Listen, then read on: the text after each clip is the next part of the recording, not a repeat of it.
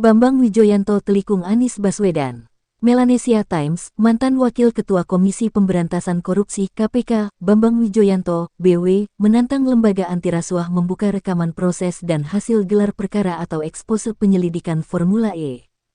Bambang Wijoyanto menyebut Komisi Pemberantasan Korupsi (KPK) harus menjawab tudingan perihal paksaan meningkatkan status Formula E ke tahap penyidikan dan menetapkan Gubernur DKI Jakarta Anies Baswedan sebagai tersangka.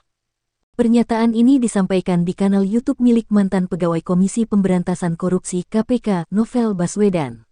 Saat ini Novel menjadi ASN Polri setelah sebelumnya dinyatakan tidak layak menjadi pegawai Komisi Pemberantasan Korupsi (KPK).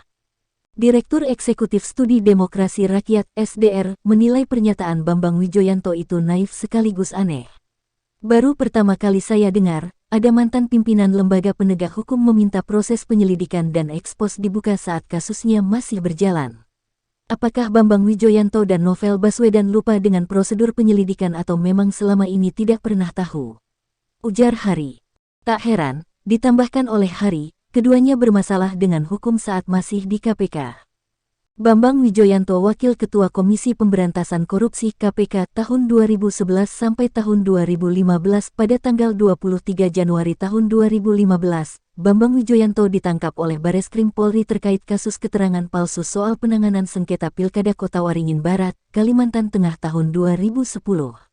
Saat itu dia dikenakan pasal 242 junto pasal 55 Kitab Undang-Undang Hukum Pidana, KUHP. Sementara Novel Baswedan pernah menjadi tersangka terkait kasus tindak penganiayaan pencuri sarang burung walet di Bengkulu pada 2004. Kasusnya dihentikan karena daluarsa kasus tersebut. Kasus itu terjadi pada tanggal 18 Februari tahun 2004. Kemudian, sesuai pasal 79 KUHP yang menyebutkan kalau ancaman terhadap seseorang 3 tahun penjara maka kedaluarsanya 12 tahun. Melihat trek tersebut, kredibilitas keduanya layak dipertanyakan saat bicara prosedur hukum yang tengah dijalankan oleh lembaga penegak hukum seperti Komisi Pemberantasan Korupsi (KPK). Apalagi, dasar pijaknya hanya kabar burung tentang ekspos penyelidikan. Bukankah hal yang wajar jika KPK saat penyelidikan melakukan ekspos demi ekspos sampai tiba pada kesimpulan apakah kasus ini layak disidik atau dihentikan? Tambah Hari. Sekedar mengingatkan, KPK melakukan penyelidikan kasus Pelindo II lebih dari 2 tahun. Sebelum akhirnya diputus bersalah secara inkrah oleh Mahkamah Agung. Kalau memang mau mendengar ekspos penyelidikan, mungkin kasus ini lebih cocok sebagai pembelajaran bagi mahasiswa Fakultas Hukum, bagaimana konstruksi sebuah kasus dibentuk, ujarnya. Terlepas dari hak tersebut, Hari menemukan hal menarik, keduanya membantu publik membuka kasus Formula E yang selama ini tertutup untuk publik. Kami menemukan sejumlah fakta menarik yang selama ini merupakan missing link dalam berkas laporan ke Komisi Pemberantasan Korupsi (KPK), ujarnya. Temuan paling menarik, menurutnya, adalah adanya installment fee dalam kontrak Formula E. Perlu diingat, selama ini Anies dan pasukannya hanya mengenal komitmen fee. Apakah installment fee dan komitmen fee ini adalah binatang yang sama? Biarkan KPK yang mengungkapnya, ujarnya. Selain itu, Bambang Wijoyanto juga membuka proses Formula E.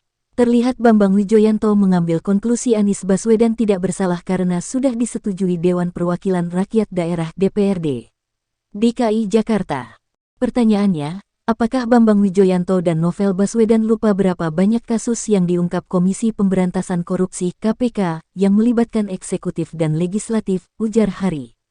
Sebagai sesama aktivis, saya menghormati Mas Bambang Wijoyanto. Saya tidak percaya jika dia tidak paham atau tidak tahu seluk-beluk KPK. Termasuk berapa banyak kasus yang melibatkan eksekutif dan legislatif.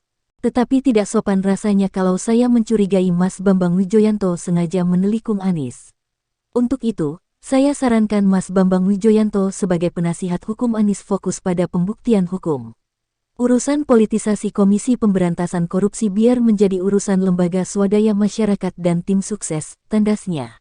Silahkan sebarkan sebanyak-banyaknya, jangan lupa komentar, suka dan subscribe.